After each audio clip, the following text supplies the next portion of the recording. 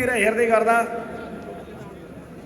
कतिपय साथीहरूलाई अलिअलि अप्ठ्यारो लागिरहेको छ कि जस्तो लाग्छ मलाई। कांग्रेसको सभापति भनेपछि त अलि बुढो हुनुपर्ने। उम्मेदवारी दर्ता गर्दै गर्दा नेपाली कांग्रेस पार्टीको सभापति पदको उम्मेदवार उमेर कति भन्दा 74-75 लेख्नुपर्ने एउटा कालखण्ड त्यो पनि थियो। हाम्रो नेताहरूले लामो समय जेल बस्नुभयो, संघर्ष गर्नुभयो, प्रवासमा बस्नुभयो। नेतृत्वमा जानलाई लामो समयको संघर्ष पछाडि नेतृत्वमा पुग्दै गर्दा एउटा बुढौली उमेरमा पनि पुग्नुभयो होला। तर बडा गजबको संयोग छ, यो लाइभ गरिरहनुभएका मिडियाका साथीहरूले पक्कै पनि भोलि सर्च गरेर लेख्नुहुनेछ, नेपाली कांग्रेस पार्टीको पहिलो विशेष महाधिवेशनले निर्वाचित गरेको सभापतिको उमेर पनि दोस्रो महाधिवेशनले निर्वाचित गरेको सभापतिको उमेर जस्तै युवा थियो। कुनै बेला त्यसबेला विशेष भएको थियो र एउटा युवालाई त्यो बेला नेतृत्व हस्तान्तरण गरिएको थियो, बीपी कोइरालालाई। आज विशेष महाधिवेशन भएको छ र यसले आजको समयले मागेको अर्को युवालाई नेपाली कांग्रेस पार्टीको बागडोर सुम्पिएको छ।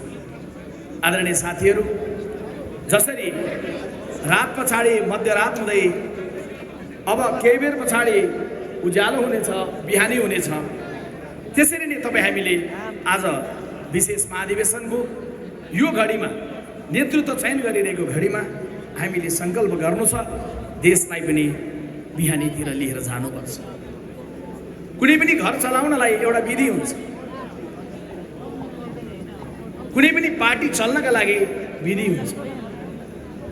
स्वाभाविक छ कि अनेकौं स्वभावहरू, अनेकौं वर्ग समुदायहरू, अनेकौं उमेर समूहहरू एउटा दलमा हुँदै गर्दाखेरि फरक विचारहरू हुन्छन्, कुराहरू मिल्दैन।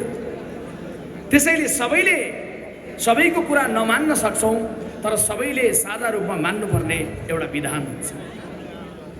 देश चल्नका लागि संविधान हुन्छ र पार्टी चल्नका लागि विधान हुन्छ। त्यसैले कसैले पनि यो बेलामा सोच्दै गर्दाखेरि जे भइरहेको छ फरक मतहरूको बीचबाट, आपसी विमतिको बीचबाट, तर त्यसको बावजुद फेरि विधिको बीचबाट, म दोहोर्याउन चाहन्छु, विमतिको बीचबाट तर विधिको माध्यमबाट हामी यो मध्यरातपछि नयाँ नेतृत्व चुनिरहेका छौँ। देश संविधानले चल्छ, देशले संविधानको बाटो छोड्यो भने देश व्यथितिमा पुग्छ। पार्टीले विधानको बाटो छोड्यो भने पार्टी पनि अप्ठ्यारोमा पुग्छ। त्यसैले हामी स्पष्ट छौँ, आज देशभरिको पार्टीको महाधिवेशन प्रतिनिधिहरूले हस्ताक्षर गरेर त्यसपछि पार्टीको केन्द्रले महामन्त्रीहरूले महाधिवेशन प्रतिनिधिहरूको भावना बमोजिम बोलाएको यो अधिवेशन एउटा विधिको बाटोबाट टुङ्गिँदैछ। यो बेलामा म तपाईँ प्रत्येक महाधिवेशन प्रतिनिधि साथीहरूलाई सम्मान गर्न चाहन्छु, बधाई दिन चाहन्छु। तपाईँ प्रत्येक साथी यहाँबाट फर्किँदै गर्दाखेरि को साथी के जिम्मेवारीमा आउनुभयो, कसले कुन पदमा उम्मेदवारी दर्ता गर्नुभएको थियो, त्यो तपाईले त्यो पद प्राप्त गर्नुभयो कि गर्नु भएन, त्यसलाई हिसाब नगर्नुहोला, हिसाब गर्नुहोला। कुनै बेला इतिहासको त्यो कालखण्डको पहिलो विशेष महाधिवेशनको सहभागी भनेर जसरी ओमकार दाई सहभागीलाई मञ्चमा हामीले देख्यौँ, भेट्यौँ, अब तपाईले यो महाधिवेशनको दोस्रो विशेष महाधिवेशनको सहभागी प्रत्येक साथीहरूलाई बधाई छ, सम्मान छ, सलाम छ। तपाईँ प्रत्येकले इतिहास निर्माण गर्नुभएको छ। तपाईँ प्रत्येक एउटा नयाँ इतिहासको आज साक्षी बस्नु भएको छ। यो बेलामा तपाईँ गाउँ फर्किँदै गर्दा भोलि उज्यालो भइसकेपछि अब उज्यालो हुने क्रममा छ, मोटरहरू चढेर पूर्व पश्चिम उत्तर दक्षिण अब जानु छ। जाँदै गर्दाखेरि ऊर्जा लिएर जानु होला। आवेगहरू केही थिए भने भृकुटी मण्डपको चौरीमा नारा लगाउँदै गर्दाखेरि तपाईँको आवेगलाई तपाईँले त्यहीँ छोडेर जानुभएको छ, छोडेर जानु होला। हिजो विशेष महाधिवेशनको पक्षमा कसले हस्ताक्षर गर्नुभयो, कसले हस्ताक्षर गर्नु भएन, अब त्यो प्रश्न सकियो। को विशेष महाधिवेशनमा सहभागी हुनुहुन्थ्यो, को सहभागी हुनुहुन्न थियो, अब त्यो दरार पनि सकियो। हामी गाउँ जाँदै गर्दा उज्यालो अनुहारका साथ, हँसिलो मुद्राका साथ, उत्तिकै ऊर्जाका साथ तर फेरि फरक कुरा के हो भने पहिलाभन्दा अझै बढेको ऊर्जा र पहिलाभन्दा अझै बढेको जिम्मेवारीका साथ तपाईँ हामीले जानु छ।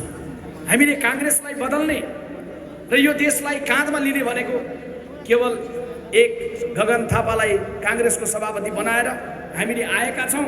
अब देशमा केही हुन्छ त गगन थापाले गर्छन् भरोसा गरिराखेर होइन। गगन थापालाई हामीले कमान्डर बनाएका छौँ, तर कुनै पनि युद्धमा विजय हासिल गर्नलाई कमान्डर दरिलो ढङ्गले उभिँदै गर्दा पुरै सेना पनि उही तयारीका साथ उही मनोविज्ञानका साथ उभिनुपर्छ। तपाईँ हामी प्रत्येक साथी आजका मितिबाट विशेष अधिवेशनबाट फर्किँदै गर्दा विशेष जिम्मेवारी पनि लिएर फर्किँदै गर्दाखेरि नबिर्सिनु होला, हामीले हाम्रै पार्टीका साथीहरूसँग पनि नम्रतापूर्वक हार्दिकतापूर्वक व्यवहार गर्नुहोस्। हामी जान्दछौँ आज बिहान मात्रै पनि कारबाहीको कुरा तपाईँले सुन्नु, निर्वाचन आयोग स्वयं जान्दछ यो विशेष महाधिवेशनको बन्द सत्रले निर्वाचनको प्रक्रिया सुरु गर्नु अगाडि जे कार्यविधि बनायो त्यो कार्यविधि बनाउँदै गरिसके लगत्तै पछि केन्द्रीय कार्य समिति विघटन भइसकेको अवस्था थियो। विघटन भइसके पछाडि बैठक बसेर हामीलाई कारबाही गरिरहँदै गर्दा हामी केवल हाँस्न मात्रै सक्थ्यौँ, मुस्कुराउन मात्रै सक्थ्यौँ। हामीले हरेक प्रहारलाई मुस्कुराएर जवाब दिन सक्थ्यौँ। काङ्ग्रेस त्यो जसले अरूले हानेका ढुङ्गाहरूलाई टिपेर महल बनाउन सक्छ। काङ्ग्रेस अब काङ्ग्रेसको आलोचनालाई छोडिराखेर, काङ्ग्रेससँग गुनासो छोडिराखेर, कसले तपाईँमाथि के प्रश्न गरेको छोडिराखेर तपाईँले गाउँमा एउटा ऊर्जालाई उत्साहलाई लिएर जानुहोस्। मैले उद्घाटन समारोहको मञ्चमा पनि एउटा वाक्य भनेको थिएँ कि ठुलो आवाज चर्को स्वर त बम विस्फोटनको हुन्छ, विचारको प्रस्तुति मधुर हुन्छ। आज काङ्ग्रेसले त्यो समन्वय, त्यो आत्मीयताको प्रतिनिधित्व गर्नुहोस्। किनभने हामी एकाराको अस्ति भर्खर मात्रै हो यो देशमा तपाईँ हामी सबैको मन जलेको, सिंहदरबार जल्यो, भवनहरू जले, त्योभन्दा ठुलो त्यो मुभमेन्टमा 74-75 जनाको जीवन जलेको छ। ती रितिएका कोखरलाई हामीले सम्झिनु छ।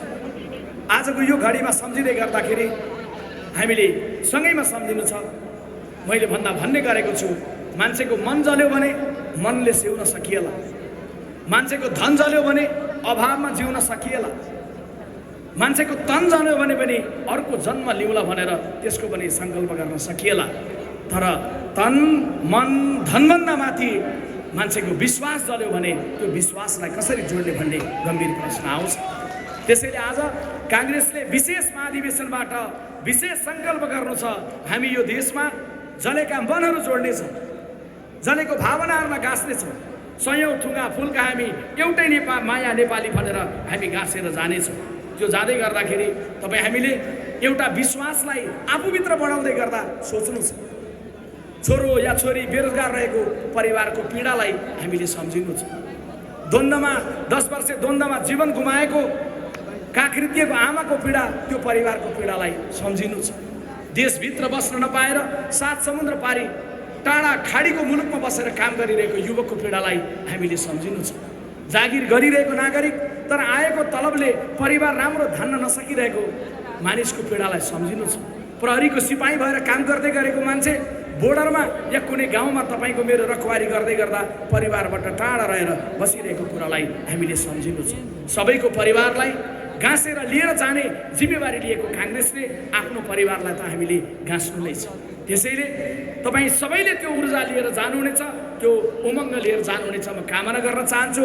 र म फेरि पनि नयाँ बन्दै गरेको कार्य समितिलाई बधाई दिन चाहन्छु र खास गरी सभापतिका रूपमा गगन कुमार थापा, हामीले एउटा भरोसा गर्ने युवा नेतृत्व, पार्टीको एउटा सभापतिको रूपमा विचारमा पनि प्रष्ट रहेको, काम गर्ने कुरामा दृढ मनोविज्ञान रहेको र यो देशका लागि आँखामा एउटा सुन्दर सपना बोकेर, पेटमा एउटा आगो बोकेर, हुटुटी बोकेको मान्छेलाई जिम्मा लिँदै गर्दा देशलाई मध्यरातपछि उज्यालो हुँदै गर्दाखेरि बिउजिँदै गर्नुभएका आमा बाबाहरूलाई भन्न चाहन्छु, काङ्ग्रेस अब गगन थापाको नेतृत्वमा नयाँ भएर आउँदैछ।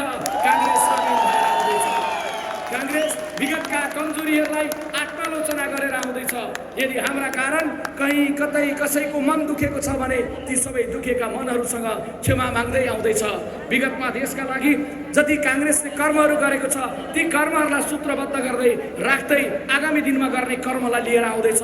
बिपी कोइरालाले त्यो बेला देख्दै गर्दा विशेष महाधिवेशन पछाडि देशको नेतृत्व गर्न जाँदै गर्दा 15 वर्षको देशको सपना देख्नुभयो। आज हामी एक ठाउँमा उभिएर एकताबद्ध भएर, चाहे गगन थापा हुन्, चाहे विश्वप्रकाश हुन्, चाहे प्रदीप पौडेल र गुरु घिमिरेहरू हुन्, हामी जति पनि साथीहरू आउँदैछौँ सबैले आज 82 सालको यो मितिमा उभिँदै गर्दा यो देशको अबको दशकको सपना, अबको 15 वर्षको सपना नेपाल बनाउन सकिन्छ भन्ने सपना बोकेर हामी अगाडि जाँदैछौँ। त्यसैले भरोसा गर्नुहोला, हामी काङ्ग्रेसलाई अब राम्रो ढङ्गले बदलेर लिएर जानेछौँ।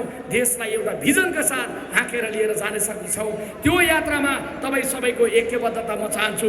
एकपटक हात उठाइराखेर त्यो ऐक्यबद्धतालाई प्रकट गरौँ, त्यो जागरणलाई प्रकट गरौँ, त्यही आग्रह गर्दै तपाईँहरूबाट बिदा लिन चाहन्छु। नमस्कार, धन्यवाद, जय नेपाल।